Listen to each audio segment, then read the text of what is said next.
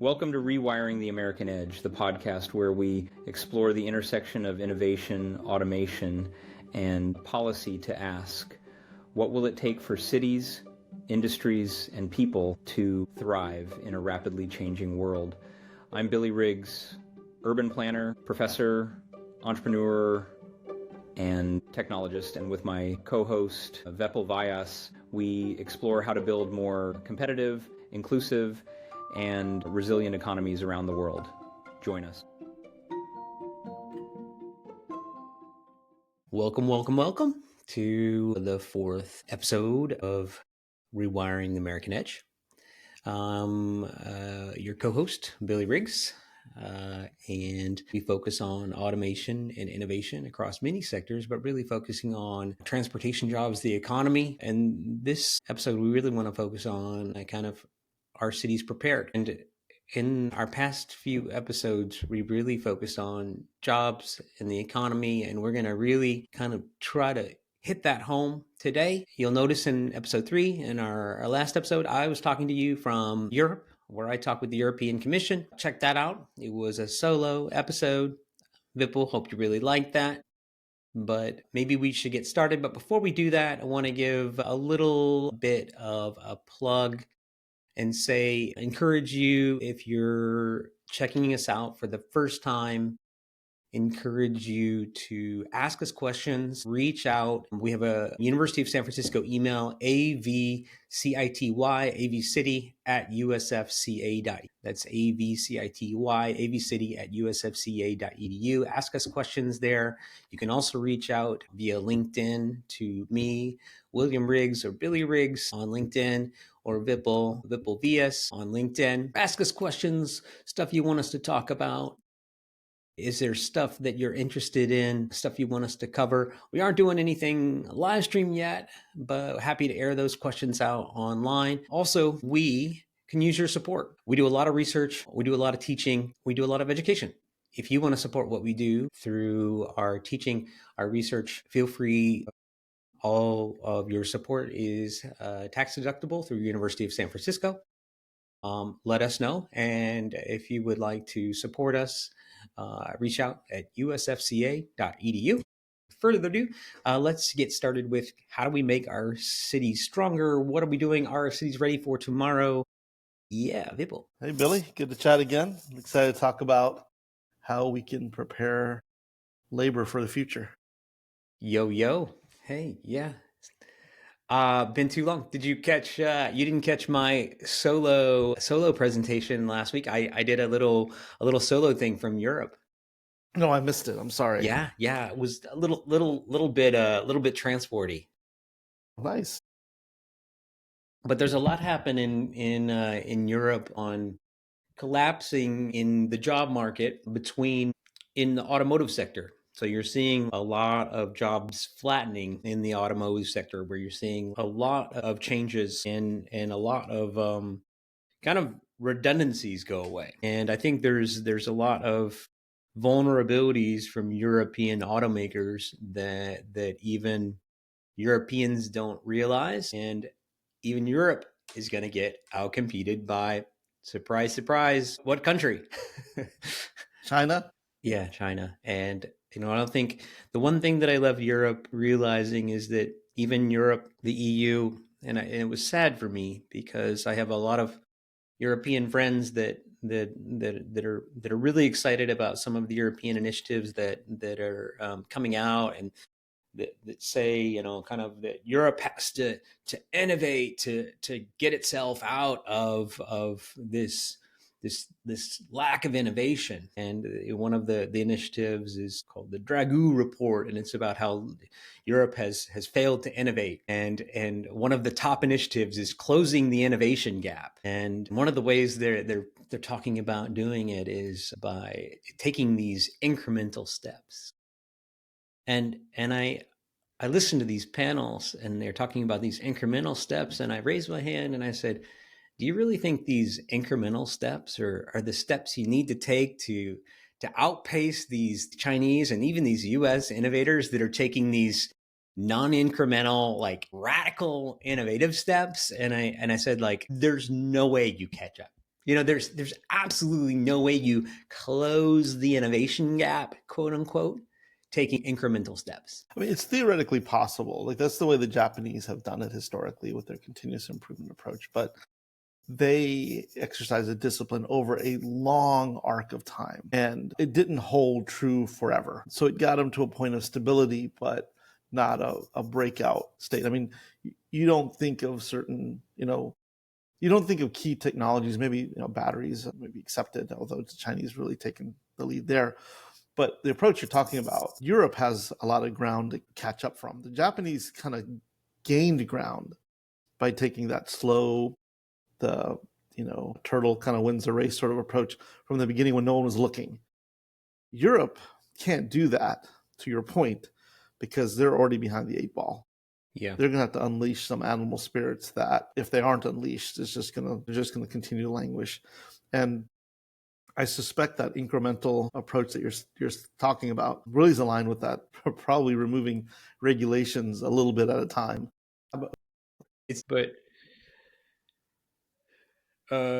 Yeah, I mean, the thing in Europe was kind of, I mean, it was a little depressing. I have to say that it was, I have to say I left, we sent a couple emails since then, just saying that I was inspired and depressed just about, there's so much potential, but there's also a lack of reticence to kind of go full in with innovation and risk taking. It's just like there's kind of a risk aversion that's so much different than what we have in the US. And I don't know if that's what it takes to truly, quote unquote, close the innovation gap.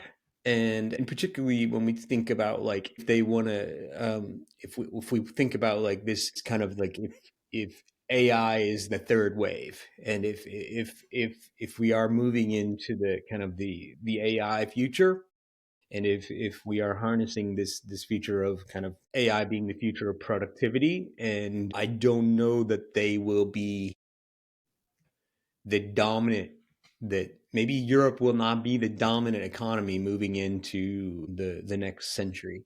Well, I mean, it was multiple times bigger than the Chinese economy at the turn of the century, and it's been lapped in 25 years. Yeah. That's an impressive feat of stagnation.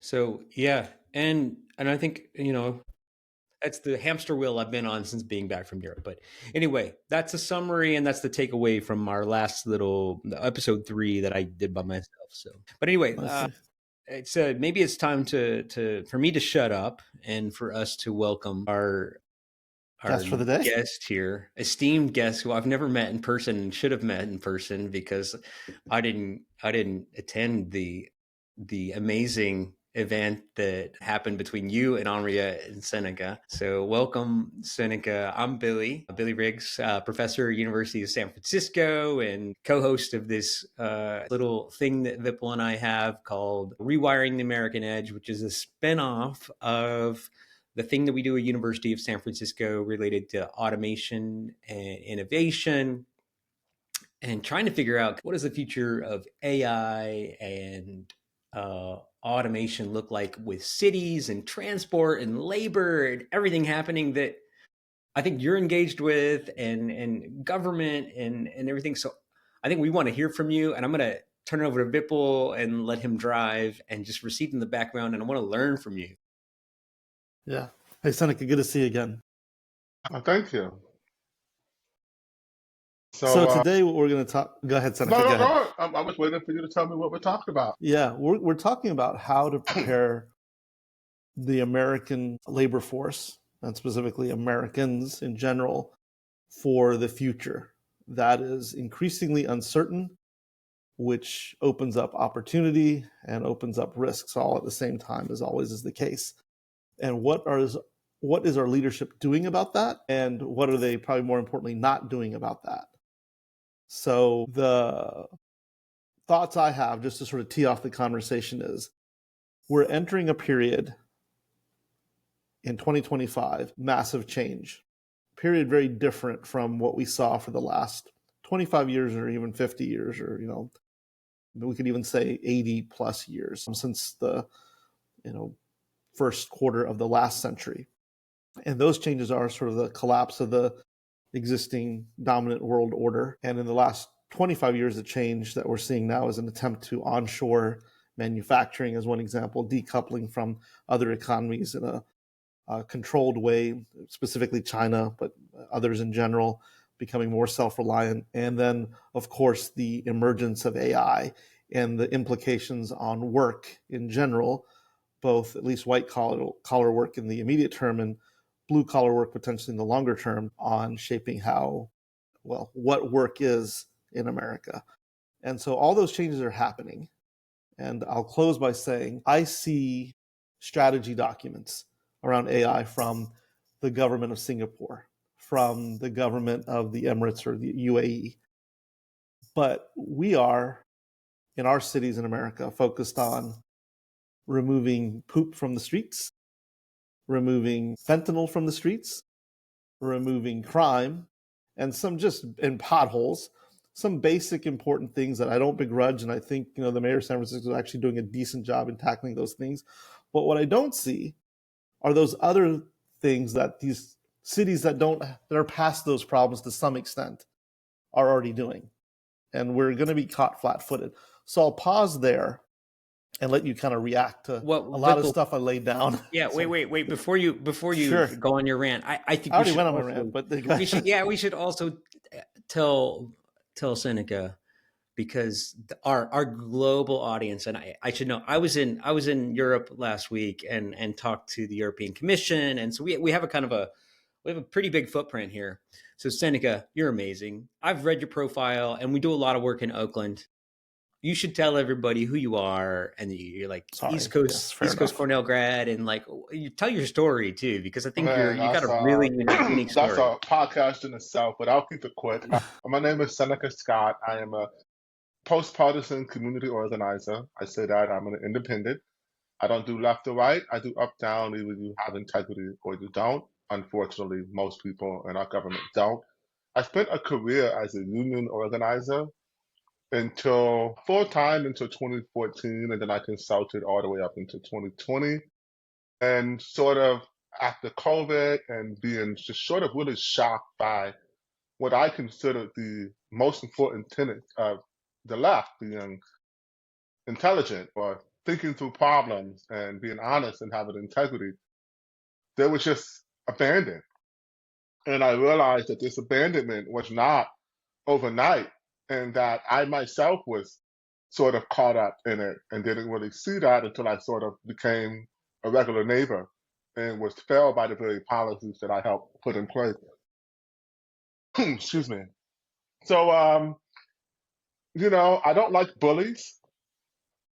Deaf, and I have contact when I was kind of blind. I'm 50% deaf. So I was teased a little bit growing up, and luckily for me, I got big at 13. But I've always fucking hated bullies. And that's why I became a union organizer, to stop the working class from being bullied. And then when I saw the taxpayers being bullied, now by not the public sector union members, but the leadership, and I started seeing this sprawling NGO cabal that has tendrils and, all over the world, and how many people are engaging in active fifth generation warfare against America. Then you had the whole thing break with the USAID scandal, with the fact that now we know for a fact that we were employing these same tactics that we do to destabilize other nations right here domestically, which is illegal. And you're seeing this unfold, and I'm like, I am in ground zero of American politics. We led recalls. We recalled our mayor and DA. We're organizing. We're fighting. We're creating real grassroots movements for the people.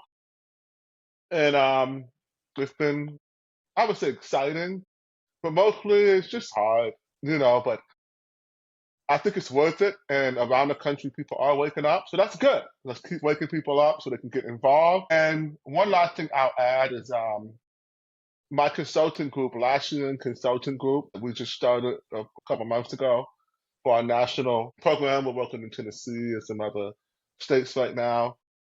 It was found after reading The Revolt of the Elites by Christopher Lasch. So if none of you have ever read it, I'm not going to get up and get it, but it's on my shelf behind me. It goes to a deep dive about the civic responsibility of the elites. And if you talk about our financial elite, how they have abandoned any semblance of this responsibility and how that is now hurting us. So to turn the conversation to AI, I actually was with a friend from Meta yesterday having dinner. We were talking about how fast things are going to move. Right when that's happening, I'm getting articles sent to me by people talking about the trucking in Texas, how it's being automated. And then I'm having my friend tell me how he just had a whole debate on what was the best video game of all time and had AI debate itself. And he was shocked at how the quality of the arguments were. And that most people just can't even begin to form these arguments. And it all happened in like an hour. Then it hit me like crap. I've actually was interviewed for a documentary that's coming out on Netflix this year about AI. I think I got it. I think I put it together. And I want you guys' opinion on this because your scope is global and mine is very local. I think it's all of this de-laning in education, the poor food quality, the othering, all of this, the microplastic, everything, all the environmental, all of that has led to not just the divide between the haves and have not with money. It's creating a fundamental barrier that finances can't handle right now with will you be on this side or this side in the next turning. And then you look at our life expectancy, it's plummeting worldwide. That's not an accident. They know. So we're always telling ourselves they need to have these mass extinction events. And they're going to have all these crazy things with the guidestones and all the tinfoil hat stuff. And I'm like, we don't need to do any of that. All they need to do is wait 20 years. Our life expectancy is already plummeted to below replacement level in many places to remove the useless eaters from the economy as we go fully automated. And as these things start to kind of come together, it's terrifying. And so, no, I'm not a Luddite. I don't think it's, excuse me, I'm a little sick. I don't think it's worth it because you can't stop it. But I do think that we need to be very careful about open source versus proprietary. And I think that anyone who does not clearly and unequivocally want open source AI is the bad person. And any government who don't want open source AI are nefarious. Any people who are creating this technology who don't want to make it open source. And I'm not talking about automate like the coffee cup stuff or like all these whatever products. I'm talking about the real stuff that they already have out there in the government that they're using on us that they're not telling us yet because we're getting the products, 4 or 5 years later. And you're talking about 4 or 5 years later at this level of acceleration, the things that are available to our government are mind blowing in the sense that we probably don't even know what's real anymore. For example, and I'll end with this tinfoil hat theory. Excuse me. I try to mute myself when I cough. So here's I heard this and I thought it was batshit crazy until this week. I heard in the depths of the internet, amongst people who are actually intelligent, who know things, that everything we saw from Biden was deepfakes. I was like, there's no way. You can't even make hands right in AI. I can tell it's AI right away. And no, this was a couple months ago, right? Now, I'm not so sure. The man had brain cancer. And they said that global data breach was someone, I remember what triggered it. Remember there was a global data breach? A huge one. They said that basically someone had got a hold of the files to be able to recreate Biden themselves, and they shut the whole program down. Now, it still does sound crazy when it passes my lips, but it's actually more probable now, considering the level of deepfake technology. Anyway, I'll end it. Excuse me. I've been really sick the last couple of days. So here's what I think is going to happen. It's going to move very, very fast. By 2030, we're not going to recognize our lives anymore. It's already there. It's more of a regulatory issue. And I do think the governments, so just talk about levels of government, our local governments, yeah, they may be dumb, But our higher ups, we don't elect these people. And those people are very sophisticated. And I'm not saying the plans are good for us, but they absolutely have plans for how fast these things are going to go. And I don't think they are good plans for us. I think that the only resistance to us being neo-feudalists in a techno-fascist world, and I'm not being over dramatic there, is education, literacy, and retaining our ability to think for ourselves. And I think that is why you see such a deliberate attack on education. They are removing our ability to think for ourselves and being completely dependent on AI to even form the most basic thought. How do I know? As a person who writes a lot of content and who uses AI to edit now, if you were to take that tool away from me, I would be lost, and I've only been using it for a year. That's how useful it is for me to write a stream of consciousness, have my prompts that don't change anything, but just correct my stuff. That is amazing. I couldn't pay. Like, it's so useful. It creates such an enormous force multiplier for individual capacity or individual learning, but it can only be accessed and appreciated fully and used as that by people who have. We all have the ability to read and think for ourselves still. We know how to do deep research. The new generation does not even understand that is a concept. They don't understand. In our basic, and I'll end the rant here, it's been a long one. In our basic education, all of us used to have to go pick a thesis, research several books. This is like 8th grade. You guys are professional educators. I'm not, but my mother is. This is like 8th grade, I think, 7th, 8th grade. And you do it again in the 11th or 12th grade. You do it in middle school and you do it in high school multiple times, where you have to do a report with multiple sources and form your own ideas. And these kids can't even fathom doing that anymore.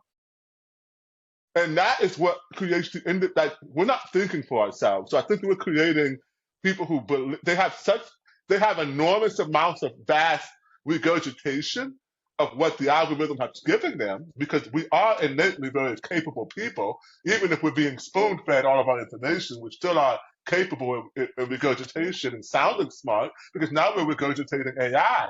And so all these kids on TikTok and all that, they sound super smart, even though they're fucking idiots.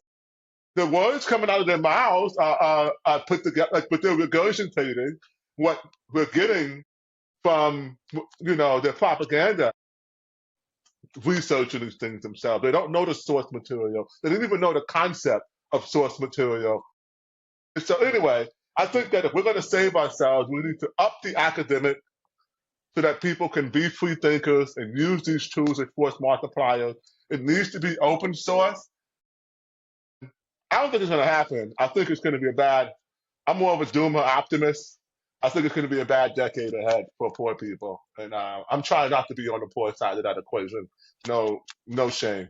Fair enough.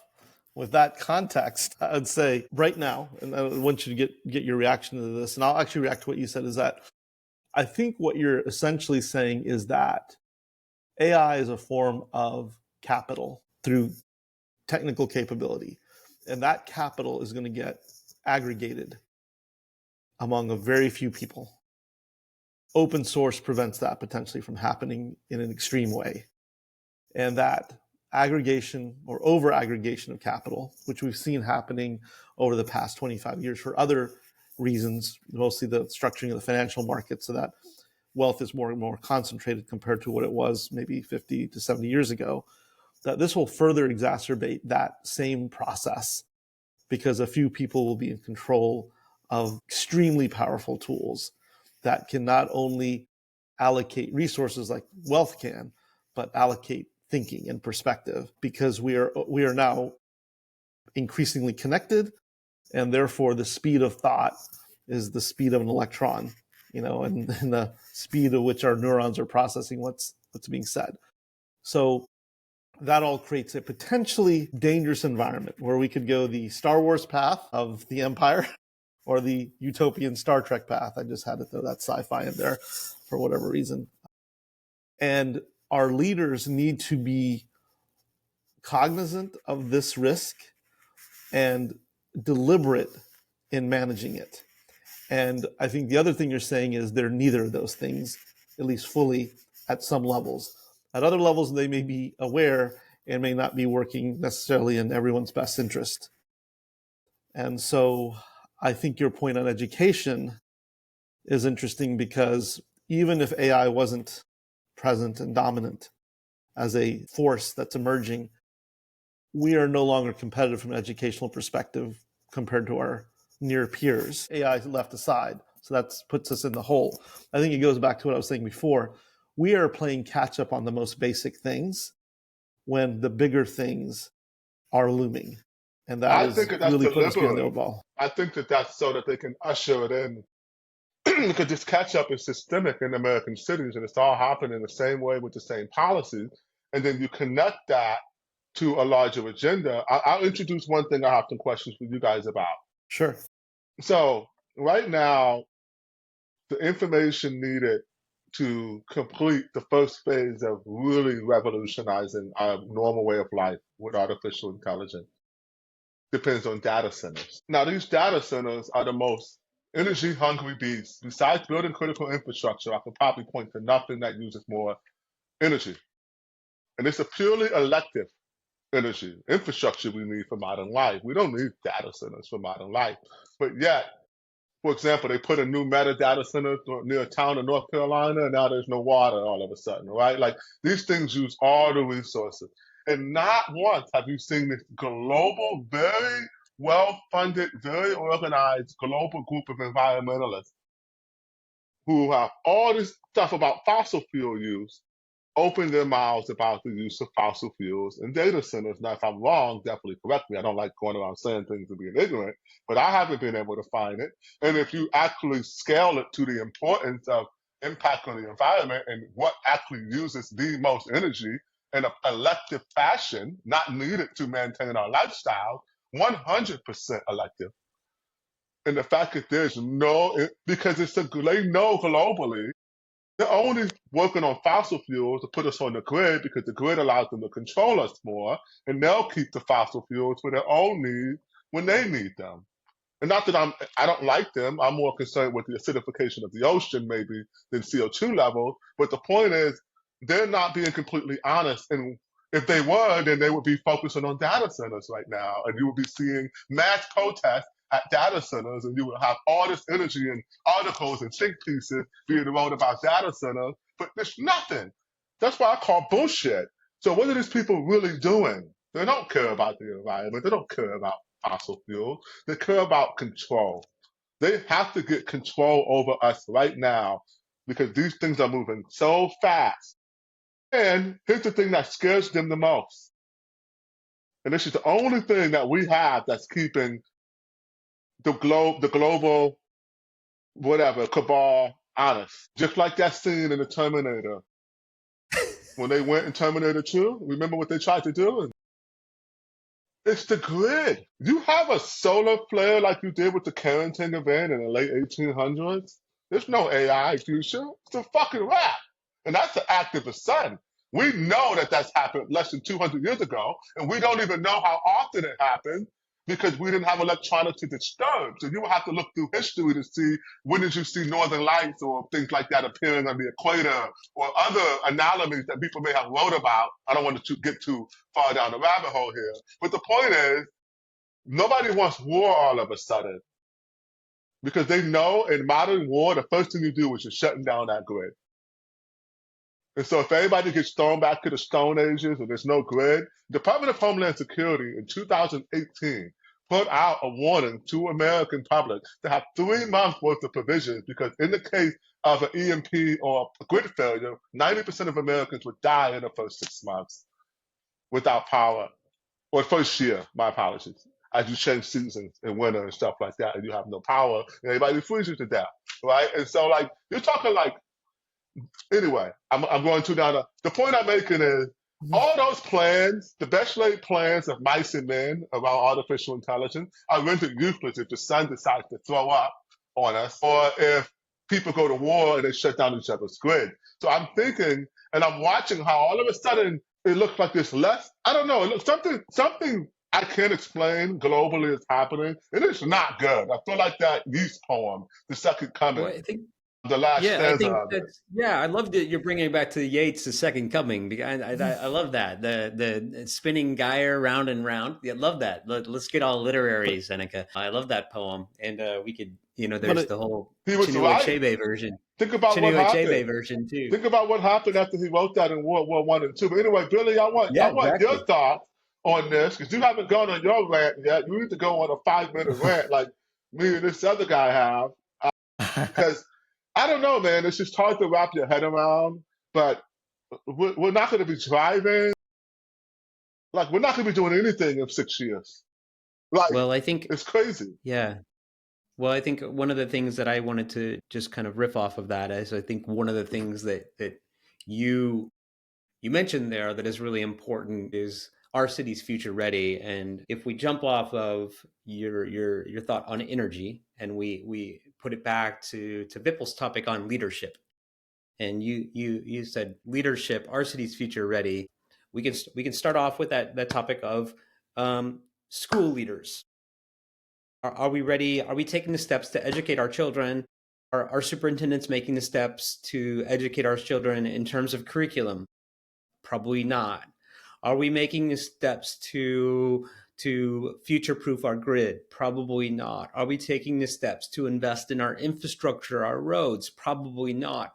Are we actually investing in, surprise, surprise, how much have we invested in the future of our public transit infrastructure? No, not at all. You know that, Seneca. Bart, what's our BART gap? Now, the big question, and everybody always asks me as like the transportation guy on the news, like they say, oh, well, should we just not pay this $400 million gap? Should we just let it go? What happens to our economy if we just let BART go? It stops working, right? Like if we stop investing in public transit, what happens to our economy? Our economy stops working, right? Like if you don't invest in public transit, the economy shuts down. Capitalism stops working if you stop investing. Jobs stop working. It's about efficiency.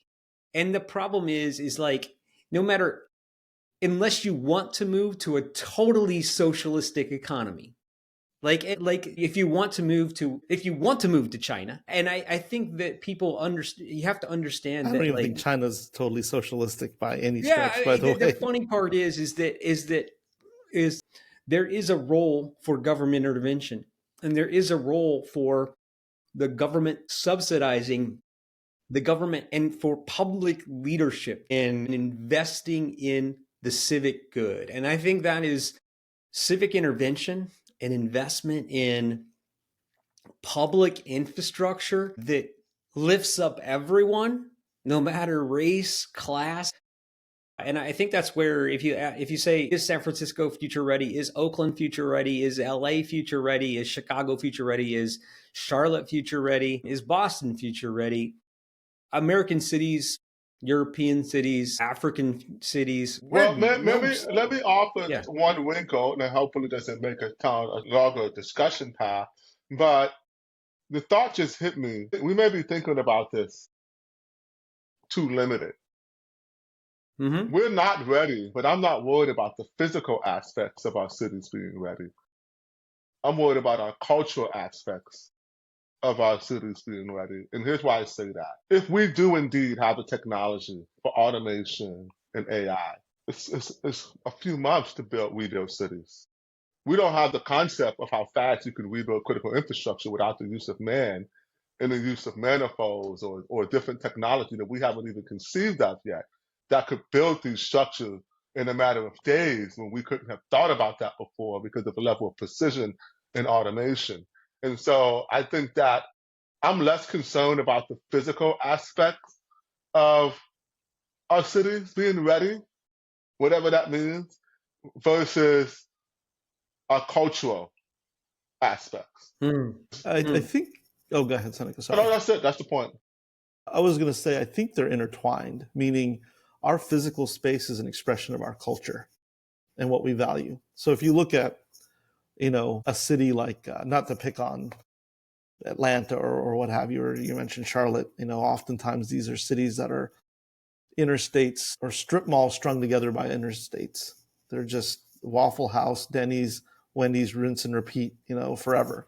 And it reflects our value of disposable land, cheap buildings, uninspired architecture, efficient distribution of space to optimize economic output, which is a value. It's what we valued. And in those cases, the inner cities actually subsidize the outer suburbs. And we've decided that's what we want, right? So it's an expression. Our culture is revealed in how shitty our cities look. And I think people nowadays, more than ever, right or left, go to Europe and come back and say, why is our physical space so bad? And it's because this is what we have historically valued. So I think those things are intertwined. And I'd actually say this is a tremendous opportunity to think about what we value. And, we talk about socialism maybe actually is relevant in the context of AI because you can have such aggregation of wealth. And so you have to redistribute it. And things like universal basic income become a topic. But I actually think the best form of universal basic income is universal infrastructure, making just our physical space better and more relevant and useful to more people. And it's not that today. 70+% of land is used for single family homes for the middle and upper middle class, increasingly upper middle class, and everyone else is getting squeezed. So we have appropriated even land in ways that maybe don't make sense anymore. And so that universal basic income probably is best expressed as universal basic infrastructure that everyone can enjoy.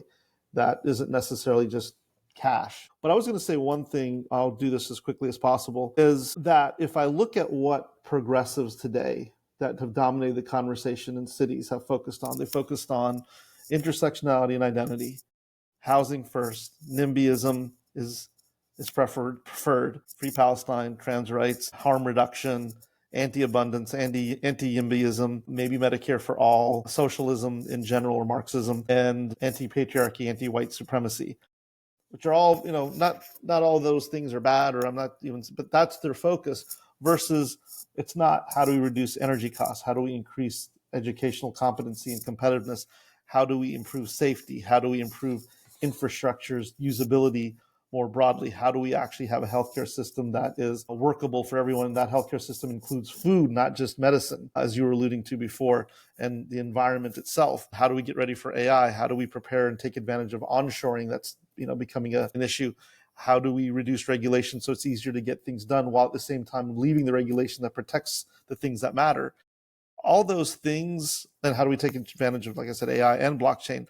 My point there is that the current progressive set of issues doesn't align with the practical stuff that matters. Well, I in a think pressing way. that doesn't align deliberately. It doesn't align because the people who are currently in power, they don't want to see equality.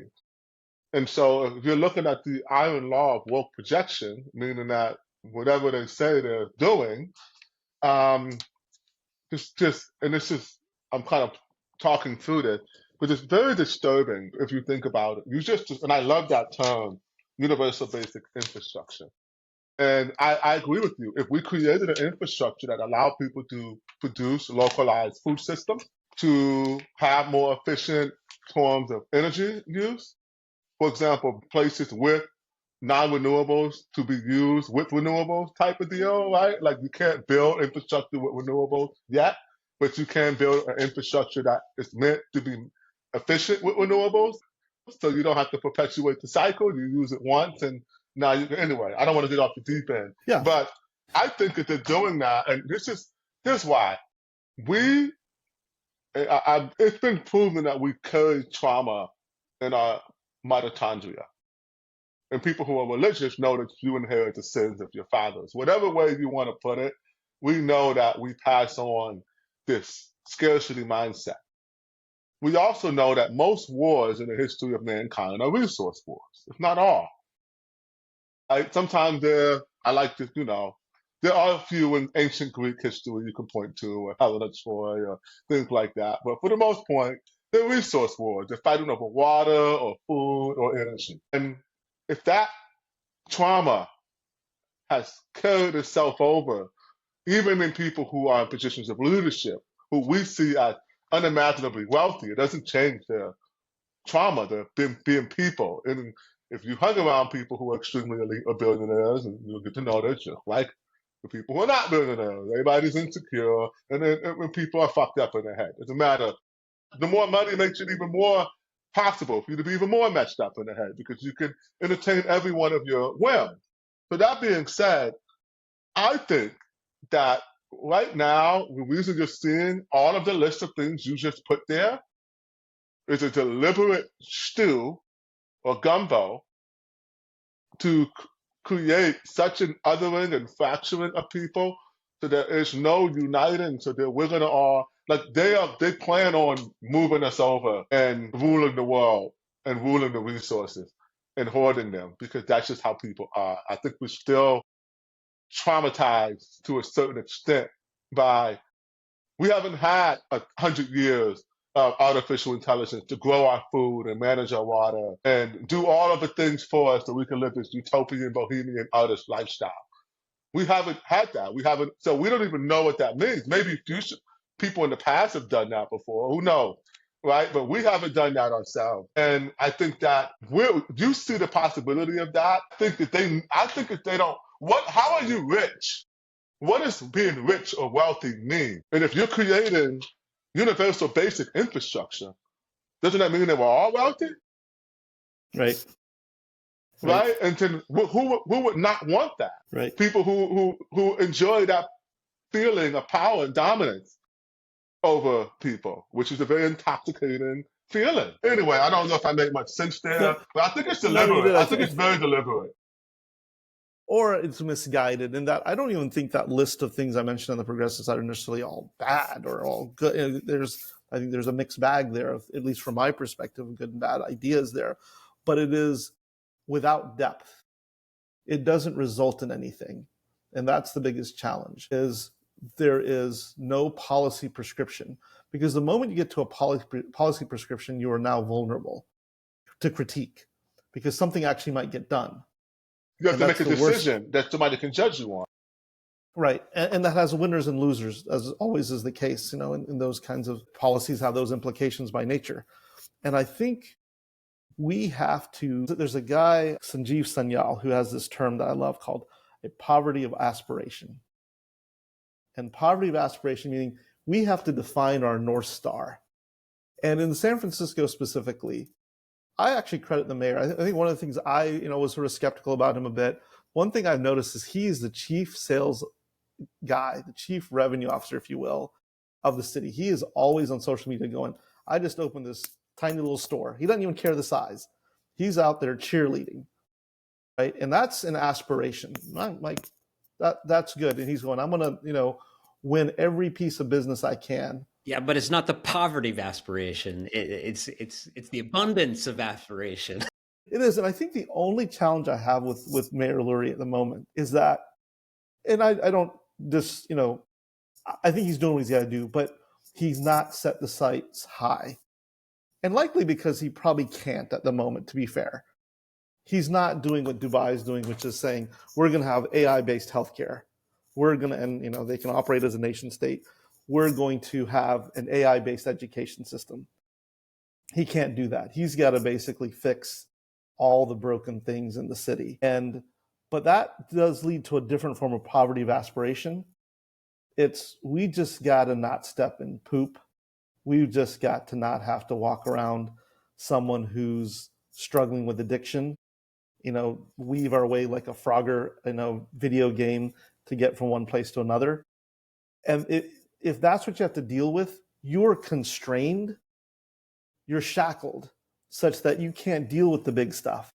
You can't grow. I mean, look at Oakland Mission and Opportunity. LA just introduced, to your point, that they're using AI to help with permitting process for housing, to create both a pre-approval process or streamline the process for getting all types of permits. Oakland cannot do that because of our ransomware attack in 2023. So something related to the ransomware attack prevents us from using a vendor because our information is not secure. There's also probably another divide that I'll actually love for you to comment on this. And I don't mean this in a judgmental way, is that you have a large percentage of both San Francisco and Oakland, and maybe a little less so San Jose, that are government employees, and a lot of them are great, hardworking people, but they are almost a separate class to some extent in terms of being protected, probably having a pay scale and job security different from everyone else. And there's going to be some resistance to change because things are pretty good. And as a union leader from the past, I think this creates a tension such that is that government function there for the employee or the citizen? Obviously, to some extent, both, but that scale may not be as even as people think it is or should be. I don't think it is. Taxpayers don't have a seat at the table right now. We theoretically do, because the unions and public sector unions that now form a perfect circle with our legislators and our NGOs say that they fight for the working class, but the output is the opposite, right? Where the working class neighborhoods are going backwards, the education metrics are going backwards. And so, everything that they claim they want to do, they're doing the opposite. But to the point that you just made, I think it is the biggest hindrance right now is the fact that 30%, at least in California, 30% of the people who vote, the participating voters, I got this information from our data center, by the way. Shout out to data center. Luminary Strategies, our data people who do a great job. And so what we learned is that out of the people who actually vote, 30%, 1 out of 3, either work for an NGO, a public sector labor union, or the government. I didn't know that. And so they've got a third of votes. You got ranked choice voting, and a third in votes built in that's going to vote for you, and a confused, transitory middle group that votes whatever they think is the most egalitarian thing, and then the narrative is controlled by that bottom third about what is good and righteous.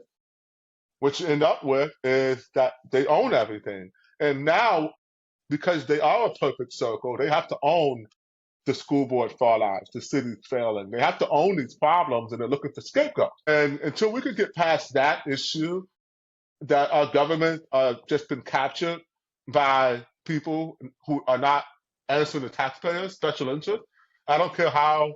And to your point, it may sound good. It sounds great to say I want universal basic healthcare. I want a single payer healthcare system. But I mean, are we aspiring to it, or are we actually passing policy? To your point, and what policy was necessary, and are we being uncompromising? Because we had an opportunity to have single payer, and we ended up with Obamacare. Why? Because that's another question. I would like you guys to answer that. But the point is, It happened. We had everything they needed. Both sides, the House, the Senate, everything. Total control. And nothing got done. I mean, if I was to say two points to what you said. One is I think there's been a breakdown of the social contract. And I actually feel some of these ideas come from like a place like Brooklyn, and then we're the sort of the experimental proving ground or disproving ground in some cases for some of these ideas.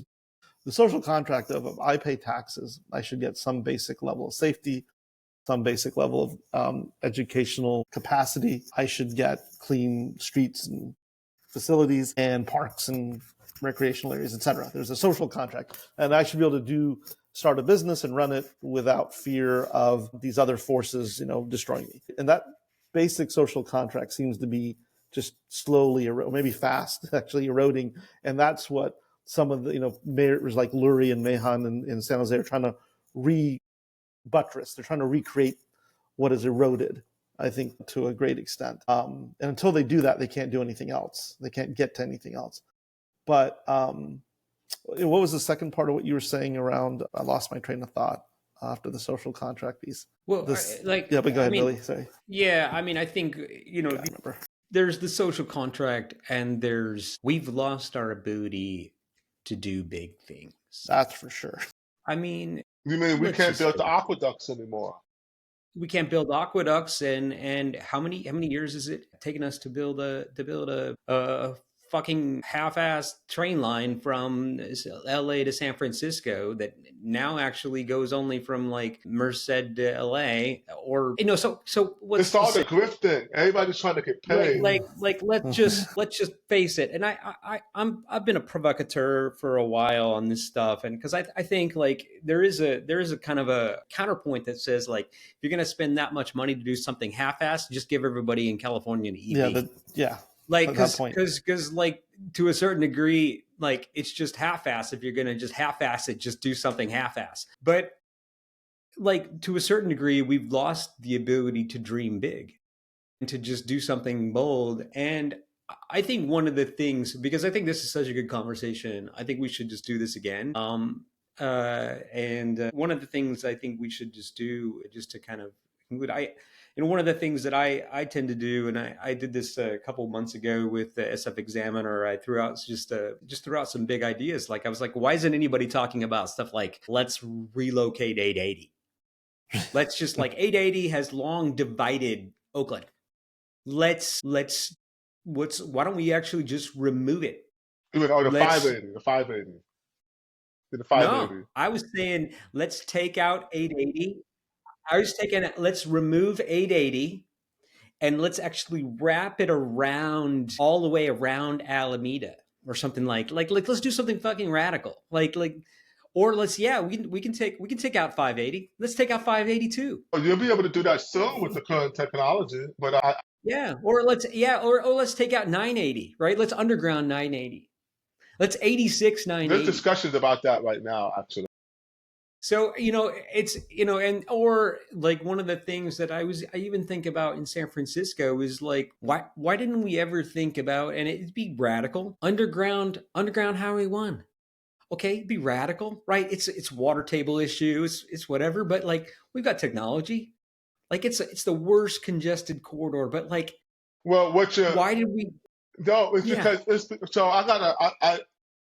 this is very frustrating because when you talk about how did they forget to build the aqueducts in ancient Rome, for those of you who don't get that joke, because I don't want to be over any of your listeners' head, in ancient Rome, they degrow, right? People forgot how to do some of the things like irrigation and things that they figured out, and they lost the technology. And I always figure like, how do you do that? But now I'm seeing it. So I have a personal story that maybe it'll make sense.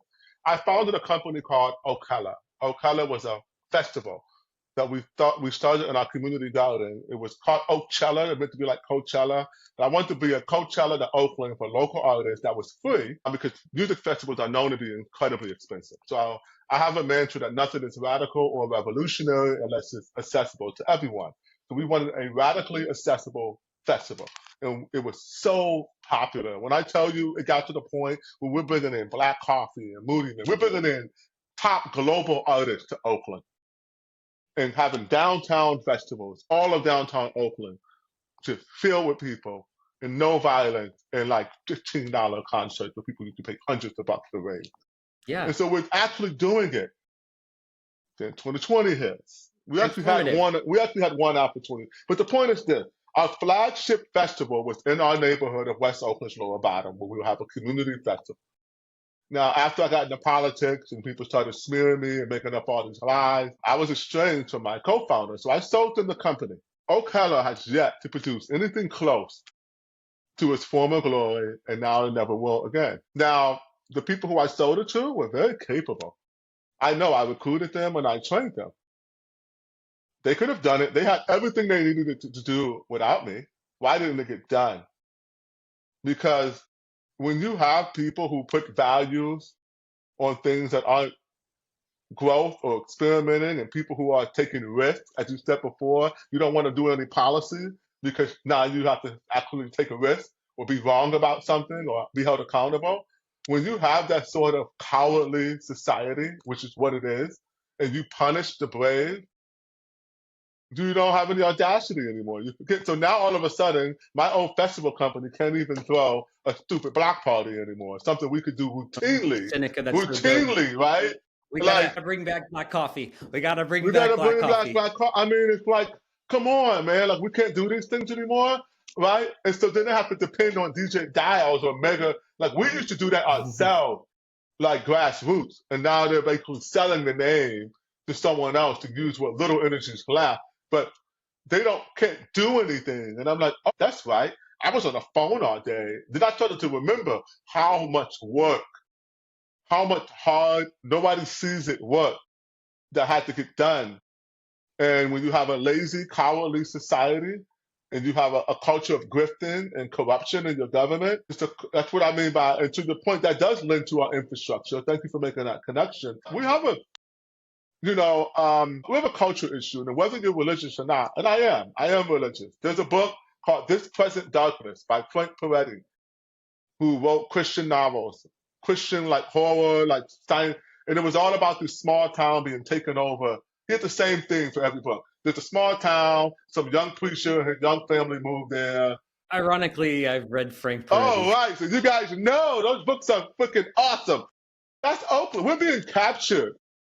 There's a different dimension to this here, right? Like, I don't want to get off the topic of the show, which is artificial intelligence, but when you're talking about something that has the power to be sentient and replace man, we have to bring in religion, because you will have a new religion form around the robot. That's why I love American Gods by Neil Gaiman. What an excellent book, right? What an excellent book. And it shows you, like, we have new gods coming up now that we're worshiping. And these are gods of technology. And they're soulless gods. They don't, matter of fact, if there's, right now, I haven't confirmed this, but what I've been reading without confirming it is that AI is communicating with each other in its own language, and they're trying to get rid of the humans. Already the science, it's like, come on, guys. We know this is going to happen. We're the problem to the robots who are making clinical, like, ones and zero decisions.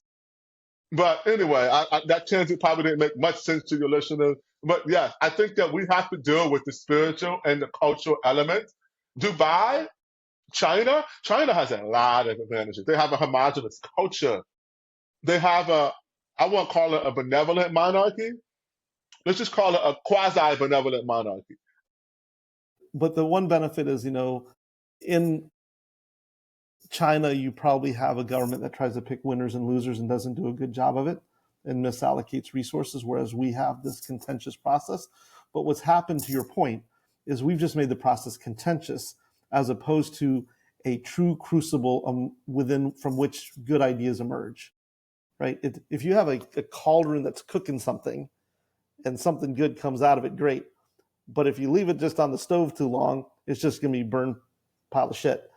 And that's what we tend to have right now, is just this cauldron that doesn't really let the good stuff boil to the top. Instead, it just boils, and that's it. So I think, what you were saying before, if we had at a local level an energy policy to say, hey, look, we need to make energy cheap and abundant. And that means we're not going to depend on PG&E. We're going to, as a city, allocate $1 billion that we spend somewhere else to actually make that happen. Homelessness does not have to be an issue, or housing affordability, rather, does not have to be an issue, because it's been solved in dozens of cities around the world. We're going to take the best of 5 models, and we're going to just figure that out and put that in place now. And maybe even experiment. We're going to actually run 5 or 6 experiments, see what works. And just look, the San Francisco city budget, I think, has doubled in the last 10 years. And I don't think inflation would have driven that necessarily alone. And so there's Pensions money. are a big reason for that too. And that's true. That's a lot of retirees. We're in a sort of a demographic bubble there. That's a fair point. But there's money there that's just better spent on these big bets. And me and Billy probably see differently on this case of the high-speed rail. I feel like we have to get it done just to prove to ourselves that we can. No, I agree. I mean, I agree. And I say even in my book that, we have to become cities of experimentation. I mean, we have to fail fast, and it's everything that companies do every day. And I think Seneca, everything you've said about kind of starting with education, and that's everything we have to teach students from day one, and it has nothing to do with AI. It has everything that they need to learn in the classroom. It's going to the book, and it's picking up the book, and it's learning to go and write a sentence and figuring out what failure feels like. It feels like writing a sentence that is total crap. and feeling what failure is and doing it quickly and then correcting yourself and getting it over and then redoing it. And I think that's cities got to learn that quickly and got to iterate. And I think politicians have to be bold and be okay with failure and hire people that they're okay letting fail. And that's where most electeds aren't okay letting their people fail. And I think that's where they have to be okay letting their subordinates fail. That's the big risk, is like, I think most electeds don't let their people fail enough. Well, they're worried about maybe every 4 years or every 2 years, if you're in Congress, people weaponizing those failures against you. Yeah. And so, and that's where, you have to be, and maybe that's the great part about the current mayor, is that he's maybe secure enough in himself. The current mayor of San Francisco is secure enough in himself that he's allowing his staff to maybe take some risks.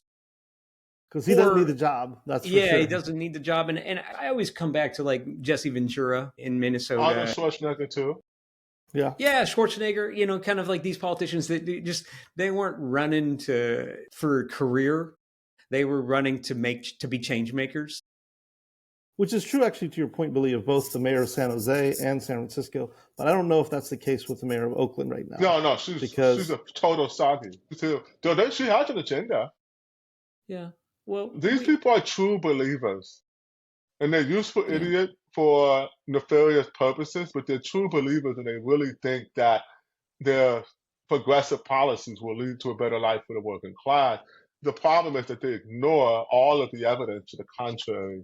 And it's really sad, because maybe we could have some true progressive policies and some of these ideas that, like, we do need a balance. So you do need someone to say, hey, those are people there. You don't just sweep them away, but you also need a balance that says, yes, those are people there. You don't just let them do drugs till they die. Right? There's there's two sides to that. And there needs to be, to your point, a baseline. We don't allow certain things to exist in our city. Like, we don't allow RVs to park because RVs have emissions and the fires and the sewage, and all of these things are all harmful. There's no upside. And so we need to have, some baseline laws and the rule of law that we follow. Without rule of law, you can uphold a social contract. Right. That's actually, good point. They're attacking the rule of law deliberately with. I think that's so spot on, Seneca. And I think that's what I want to applaud that, because I think it's what I always knew about you, and it's good to hear you reinforce, is that you always bring it back to people. And I think, we've been talking for a while. I think, if I want to maybe try to conclude on that, is that there's one takeaway from this conversation. It's that, automation may be somewhat irrelevant. It's not the destiny. Maybe it's how we design this future a little bit, but it's really about the people. You said the culture a couple times, but in what you just said, it really comes back down to like the humanity, the people. And I think you even said, like, when you were talking about your concert series, and it's really about bringing it down to hyper local, the people, remembering the humans that we are, and that we have the power. We are empowered to shape the communities we live in. And I think that's super important to live in. And you said something that we do global work, but I like to say, and I'm going to twist that, I'm going to say we do local work, because global is local. And I would say to you, you do local work, because local is global. Final words for both of you? Yeah. My final word is simply that point around the poverty of aspiration. We need to change our aspirations, and those aspirations have to be shaped by a balance of hope and a healthy respect for the dangers that are in the waters around us right now. Yeah. I would say, for some perspective, way that we used to live in our life expectancies just 200 years ago, which is insignificant in time of human history, has been such a fundamental change that most people in modern society do not. The fact that America is a service economy says it all. Our economy isn't even based on us getting water and feeding ourselves daily. And so, to an extent that we've largely removed ourselves from the burden of what 99.999% of recorded history that we know of have had to go through to live. And we're finally on the cusp of solving energy and resource scarcity issue. And being able to live in abundance is an incredibly positive and exciting thing. And I would say that it is our mindset and the work that each one of us do individually that add to the collective that will determine the path that we take. Will we get it right the first time? Or will we need to have an AI revolution where the people rise up against the machines like the Terminator?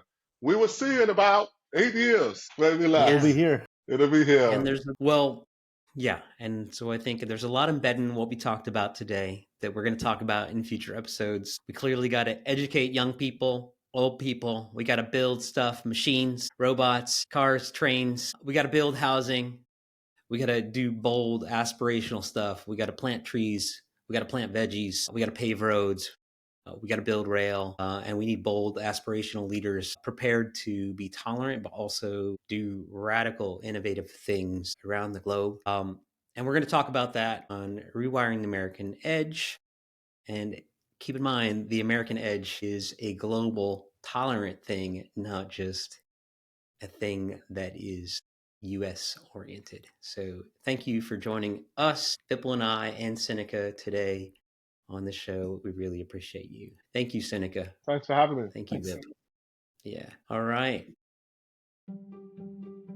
This has been Rewiring the American Edge, global conversations on innovation, automation, and the future of competitive cities. I'm Billy Riggs. Thanks for joining us. Our series is sponsored by the University of San Francisco Automation and Innovation Fund. If you're interested in supporting our students or work, reach out via email. Also, please connect with us on social media and LinkedIn. We would love to hear from you. Until then, all the best.